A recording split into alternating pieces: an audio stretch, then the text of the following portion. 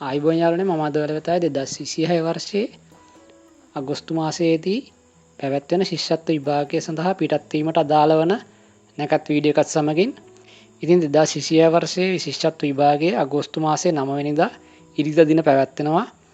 ඉතින් අපි බලමු 9 වන ඉරිදා දින කාලයක දුවදරුවන් විභාගයට පිටත් කරවීමට සුදුසු සුබ වේලාවන් මොනවද කියලා.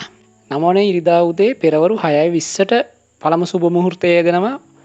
ඔයාලට පුළුවන් එම වෙලාවේදී ඔයාලගේ දුවදරුවන් විභාග ශාලාවට පිටත් කරවන්න. එසේත් නොමැතිනම් උදේ 6:43ට යෙදෙන සුබ මුහුර්තයෙන් පිටත් වෙන්න පුළුවන්.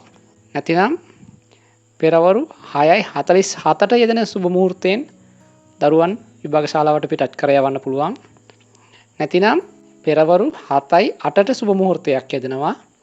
එම සුබ වේලාවෙන් දරුවන් විභාග ශාලාවට පිටත් කරවන්න පුළුවන්.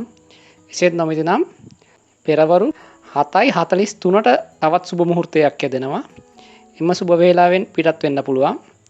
නැතිනම් පෙරවරු 8:08ට යෙදෙන සුබ මුහුර්තයෙන් විභාග ශාලාවට පිටත් වෙන්න පුළුවන්. ඉතින් මෙදින සුබ දිශාව වෙන්නේ නැගෙනහිර දිශාව. මම නැවතත් එම සුබ වේලාවන් මතක් කරන්නම්. පළමු සුබ මුහුර්තය දෙනවා උදේ 6:20ට. එසේත් නොමැතිනම් උදේ 6:43ට විභාග ශාලාවට ඔබේ දරුවන් පිටත් කරවන්න පුළුවන්. නැතිනම් 6:47ට යෙදෙන සුබ මුහුර්තයෙන් පිටත් වෙන්න පුළුවන්. එසේත් නොමැතිනම් පෙරවරු 7:08ට යෙදෙන සුබ මුහුර්තයෙන් පිටත් වෙන්න පුළුවන්.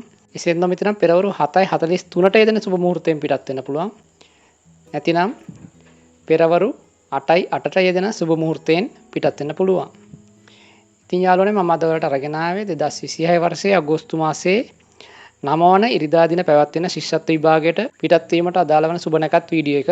ඉතින් ඔයාලගේ දුවදරුවන් සුබ නැකතට විභාග ශාලාවට පිටත් කර යැවීමට පෙර තමන්ගේ ආගම සිහි කර දකුණු පාය පෙරට තබා විභාග ශාලාව වෙත පිටත් කර යැවීමට වග බලා ගන්න. ඒ වඩා සුබ වෙනවා. ඉතින් යාළුවනේ මම වීඩියෝ එක අවසන් කරනවා. ඔයාලට සුබ දවසක්. ජය වේවා.